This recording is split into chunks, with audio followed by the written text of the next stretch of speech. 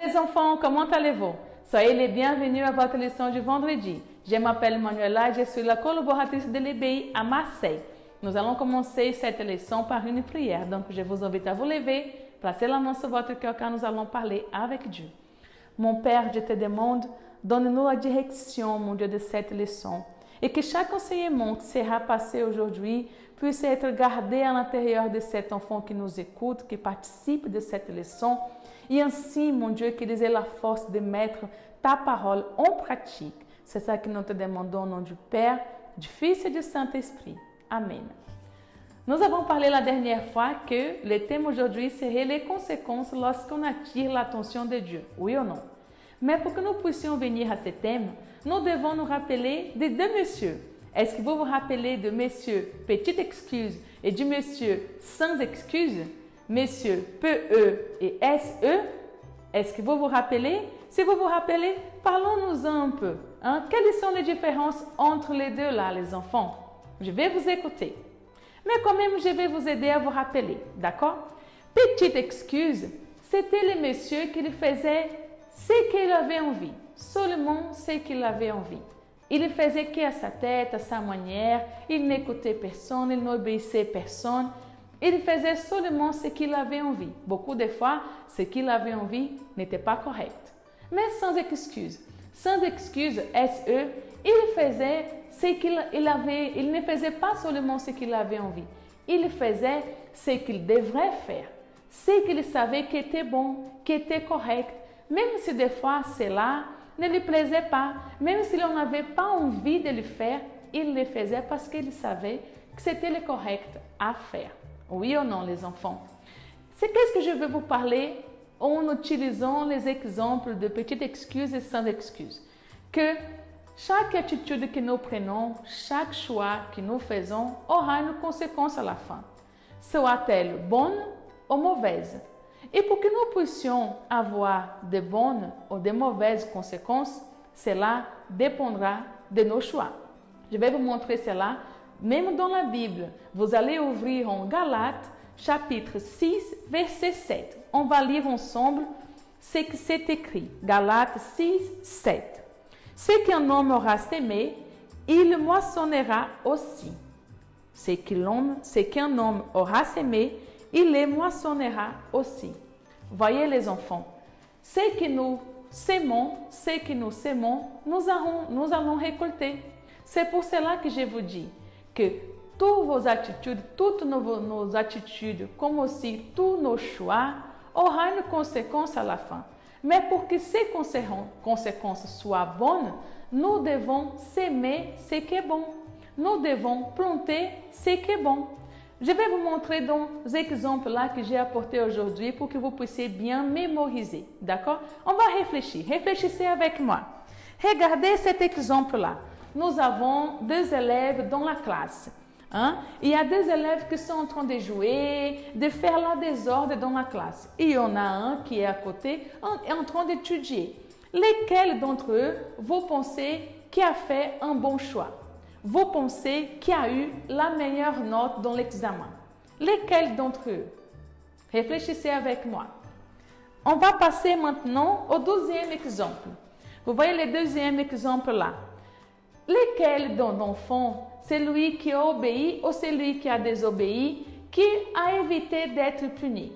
Nous avons des enfants à la maison qui n'obéissent pas les parents, qui font seulement ce qu'ils veulent, les parents demandent ceci, les parents demandent cela, ils n'obéissent pas. Mais il y a aussi des enfants qui obéissent ce que les parents disent. Lorsque papa, maman vient pour demander quelque chose, ils sont toujours disposés à aider. Lesquels d'entre eux, vous pensez qui a évité d'avoir une punition? On va passer à un autre exemple. Celui-là, regardez bien. C'est qui est là? Est-ce que vous vous rappelez de cet uniforme-là? C'est l'éducatrice. On va aussi parler de l'EBI. Lesquels dans ces enfants-là, vous pensez qui a attiré plus l'attention de Dieu? Lesquels d'entre eux a attiré plus l'attention de Dieu?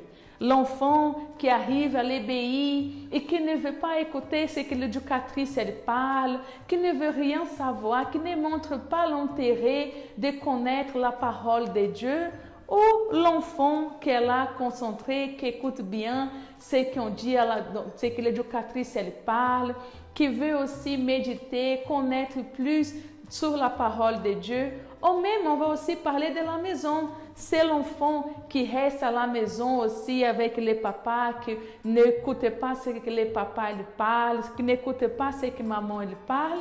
Ou c'est l'enfant qui écoute toujours et qui garde ce que les parents ont parlé. Lesquels d'entre eux vous pensez qu'à la fin va attirer plus l'attention de Dieu?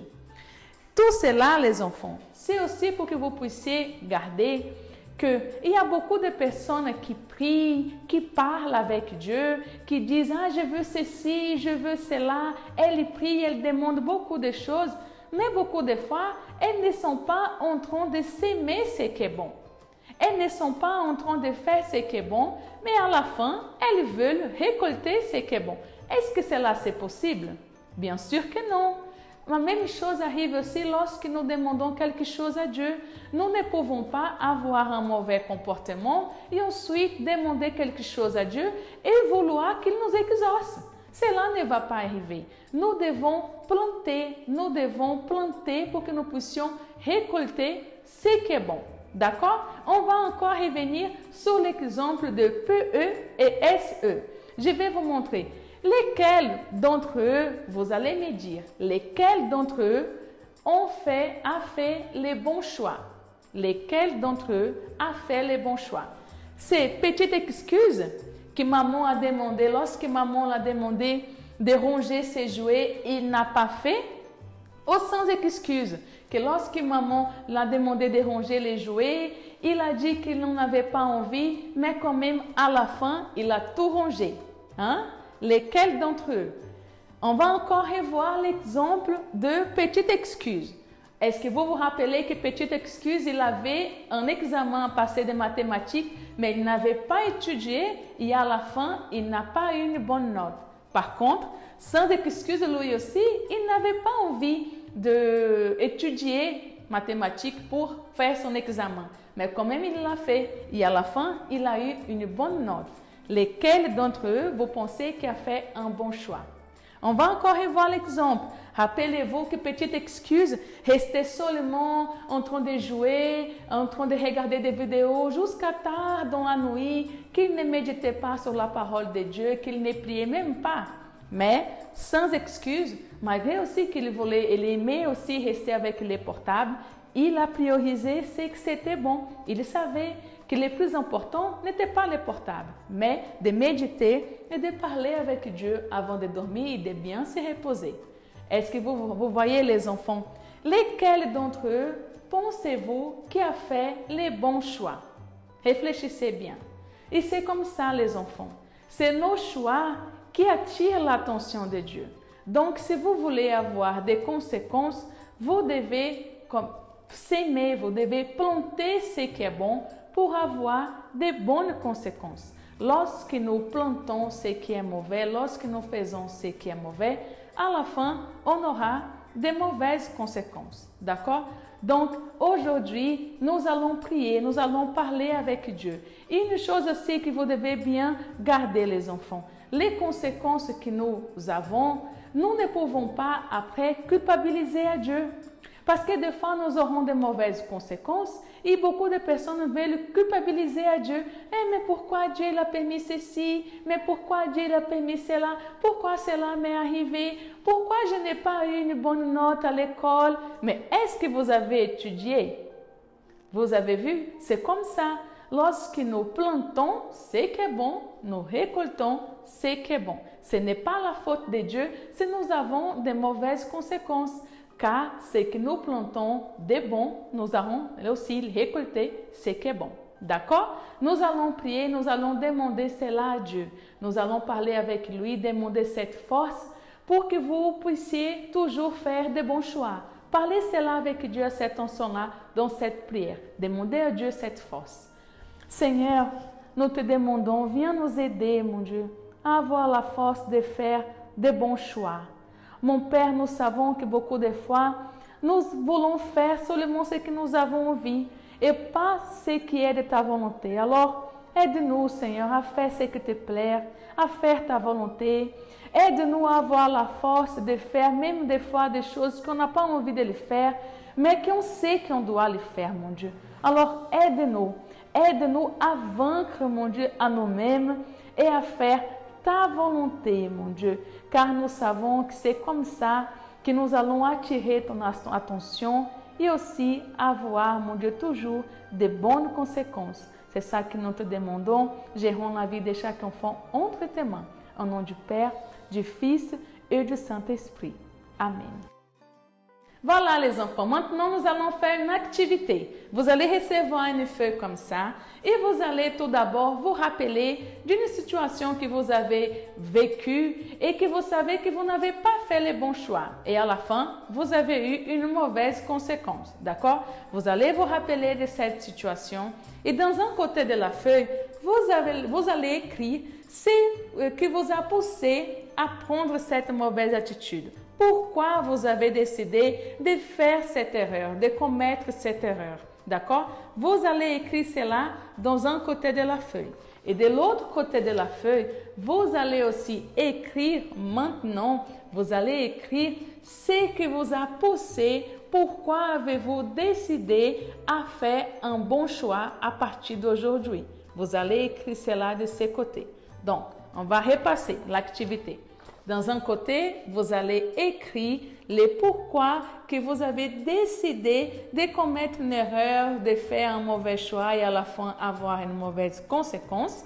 Et de l'autre côté, vous allez écrire les pourquoi qu'à partir d'aujourd'hui, vous allez faire des bons choix et à la fin avoir de bonnes conséquences. D'accord? N'oubliez pas les enfants, toutes les leçons que vous voyez ici, vous pouvez les trouver sur la rubrique www.centredaccueil.fr, d'accord? Et vous avez aussi des devoirs à la maison, oui, vous allez partager à vos parents tout ce que vous avez appris aujourd'hui. Vous allez partager avec vos sœurs et vos frères, d'accord? C'est votre devoir à la maison. Dimanche, ne ratez pas, soyez à l'EBI, soyez à l'église, car nous allons consacrer, nous allons avoir la bénédiction de Dieu pour notre rentrée scolaire. Ok? N'oubliez pas les enfants, c'est dimanche, vous devez être là. Donc, je vous souhaite un bon week-end, que Dieu vous bénisse et à la prochaine!